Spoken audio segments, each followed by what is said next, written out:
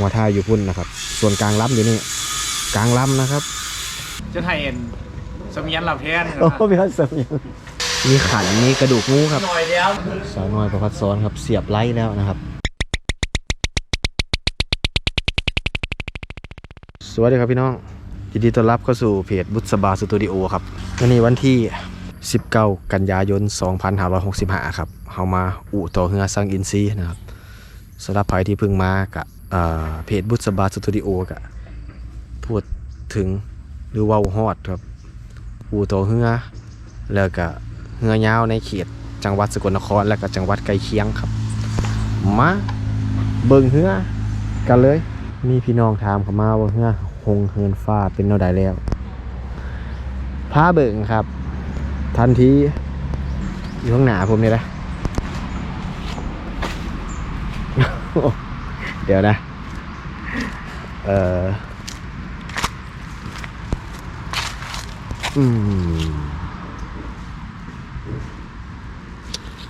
น่าจะยังบ่ได้ขยับครับ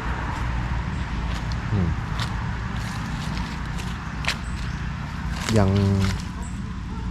งคล้ายๆเดิมอยู่แต่ผมยังบ่ได้ไปเบิ่งส่วนหัวนะครับ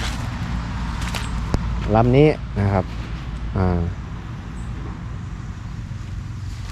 หลังจากที่ตัดส่วนหัวกับท้ายออกไปเหลือแต่กลางครับก็จะเสียบเพิ่มแล้วนี่นะครับหัวท้ายอยู่พุ่นนะครับส่วนกลางลำอยู่นี่กลางลำนะครับมาเสียบส่วนท้ายแล้วก็ส่วนโคนออกไปน่าจะเห็นเป็นอีกลำหนึ่งครับมารอชมกันไปพุ่นบาดนี้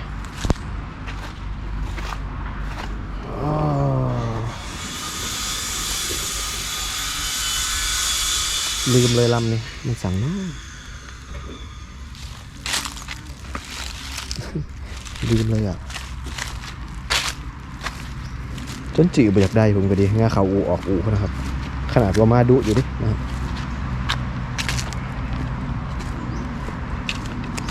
โอ้ยมือวานไปแข่งเฮือหนองสั่ง2 มือเนาะโอ้แดดผลึก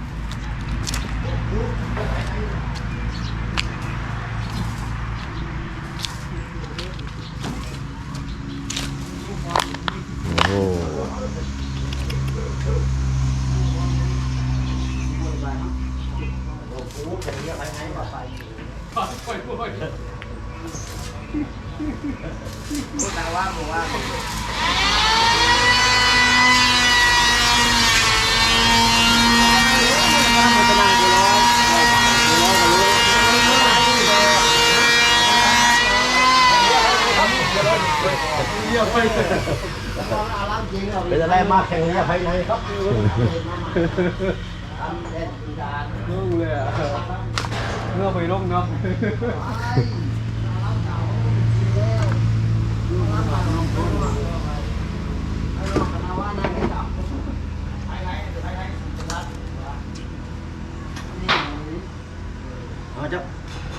เอาสล็อตอยู่ในบ้านดิมันสวยอยู่แล้วโอ้ยมันคำแล้วเสาร์อาทิตย์กินนี่ก็ได้เห็ดอยู่แล้วครับหรือพักวันอาทิตย์โอ้นึงเขาจะเอาไปแข่งเรือชวนไปอยู่บ่ไปโอ้ยหยาก็ไม่ได้โอ้ยน้ำเจ้าโอ้ยมี5%เนาะอ๋อคือว่างัวบุกินหัวอาหารโอ้เท่าโทรหางัวบุกินหัวอาหารโทรศัพท์โทรถึงกลางคืนแล้วจุ่มบหลับมาโทรศัพท์เอาโทรศัพท์ซัดแบตอยู่เนาะจะไทยเอ็นสมียันหลับแทนโอ้พี่ครับสมีอ๋อไฟเบอร์มาแล้วได้รอบได้ในเฮือนนี้ส่วนนี้ส่วนทางใต้ดิมันยังโอ้กระดูกงูรอบพอได้ดิจับหัวเด็ดไปเรื่อยมั่วเลยมื้อนั้นเห็นวัดกันอยู่เปลี่ยนแล้วไปเรื่อยๆตามสายตา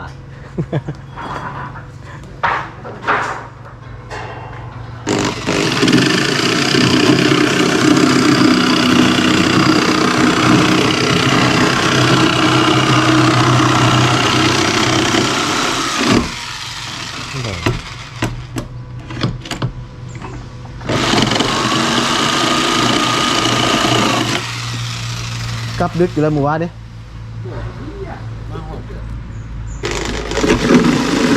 ตุ้มครึ่ง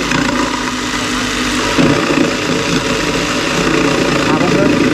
อ๋อ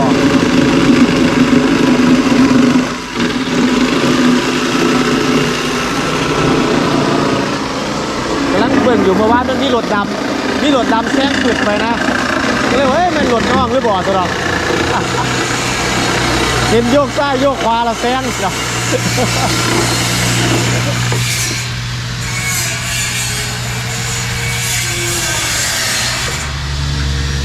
สัปดาห์นี้จะไปสนามไปอยู่แล้วสัปดาห์นฮอดเนี่ยไปทางใดอยู่บ่เปลี่ยนงานบ่ดิ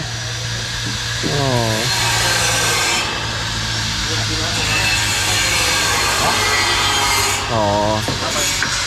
นี่ครับงานไฟเบอร์ครับสร้างเป็น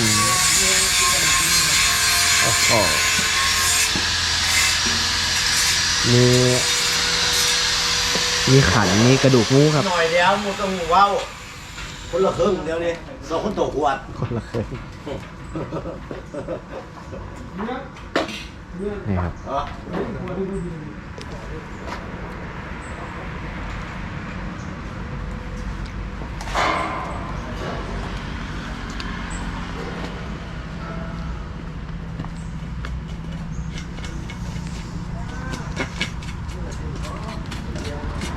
บ่อลำนี้จนง่ายใส่กรงแล้ว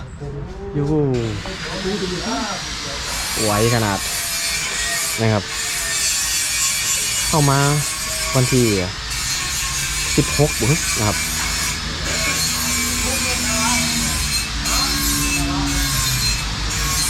นี่ครับมีกรงล่ะ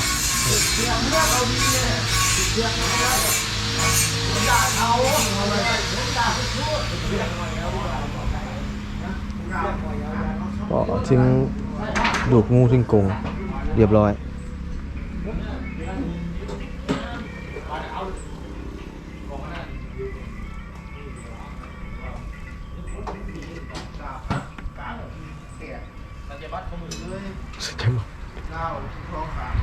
สัญญาบัตร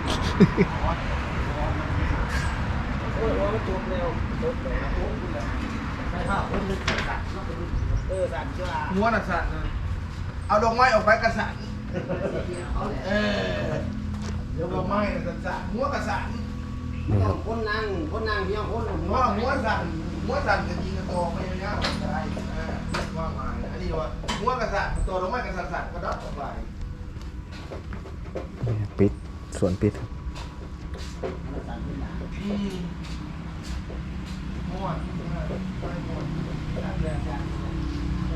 สาวน้อยประพัดซ้อนครับเสียบไล่แล้วนะครับเดี๋ยวเนาะเสียบไล่แล้วครับ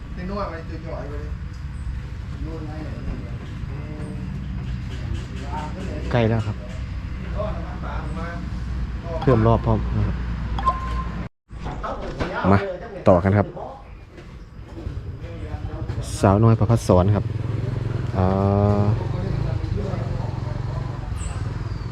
เนี่ย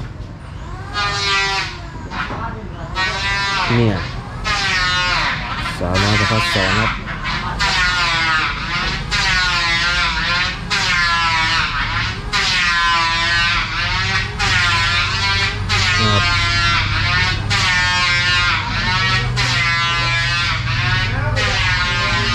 ก็ตอนนี้เพื่อ10-12นะมี1 2 3ครับคือกำลังเห็นนะลำที่4อยู่ด้านนอก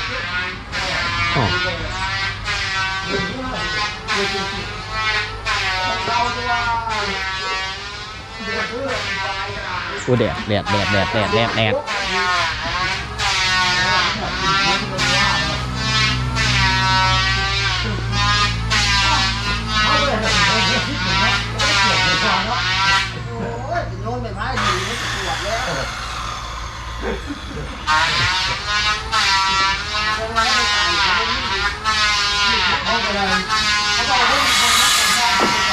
รับ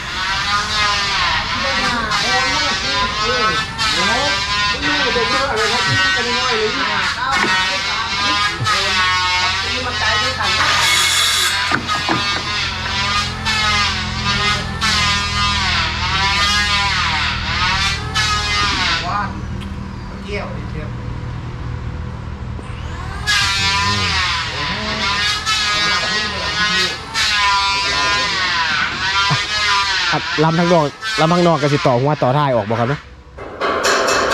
ลำที่เป็นโคตรแม่นเ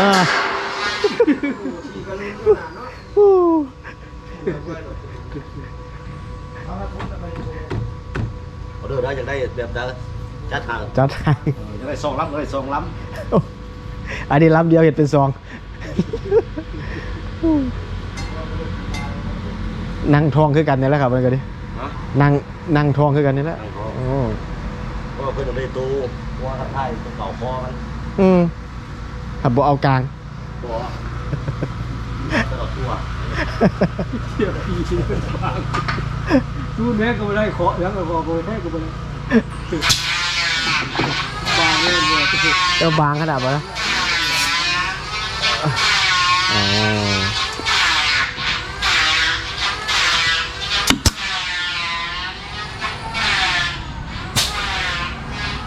ครับเดี๋ยวเบิ่งข้างนอกครับ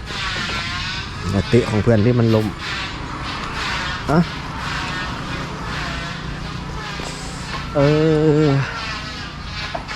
พรปู่ทองอินหนุ่มเมืองสร้างครับยังบริขยับ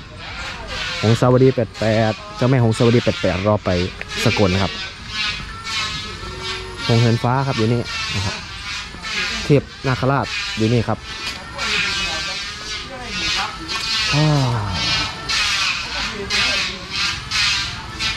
ลำนี้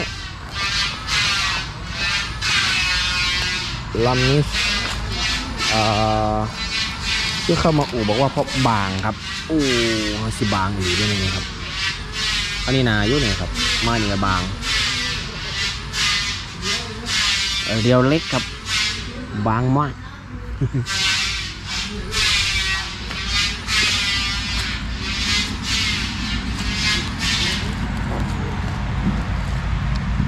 บางอีหลีนะครับบริบางธรรมดาบางอีหลีครับ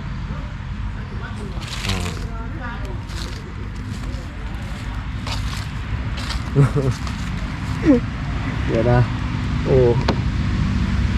บางครับบางเบาเก็บนี่ครับมีเสียบหัวเสียบท้ายเป็นเรือครับเป็นเรือที่จะดำเนินการต่ออีกนะครับแต่ส่วนบางๆต้องมาถามเบิ่งว่าสร้างเพื่อได้เห็นเท่าใดครับเอาโอเคพี่น้องความเกินไหวมานี่เนาะสรุปกันเลยนะครับเรือที่กำลังเห็ดจะเป็นเรือ10-12 ปีพาย3 ลำพร้อมกันตอนนี้เรือขึ้นใหม่ใส่ขันแล้วสาวน้อยประพัดซ้อนแล้วก็เรือลำเนี้ยเรือนางทองเนี่ยเรือตัวนี้ก็เพื่อนเสียบดูกงูไว้ครับเสียบไว้ก่อนลำอื่นๆอาจจะยังบ่ได้ขยับนะครับโกมีเงือไฟเบอร์ครับเงือไฟเบอร์ได้กระดูกงูแล้วก็ได้รอบแล้วนะครับเอาโอเคเจอกันมื้อต่อไปครับสำหรับวันนี้ขอบคุณทุกท่านครับที่ติดตามรับชมเจอกันใหม่มื้อต่อไปสวัสดีครับ